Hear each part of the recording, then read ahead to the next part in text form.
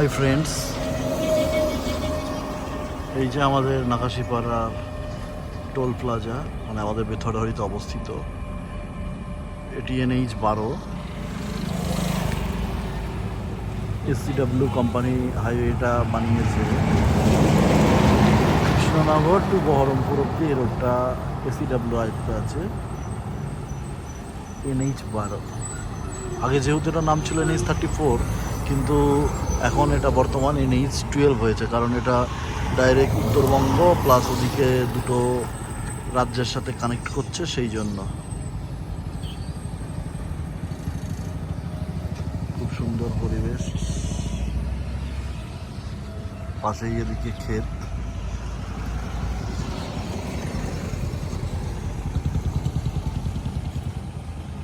এই যে আকাশটা কত সুন্দর লাগছে বলো, আকাশটা মনে হচ্ছে আমি পাহাড়ের দেশে এসেছি, এত সুন্দর লাগছে।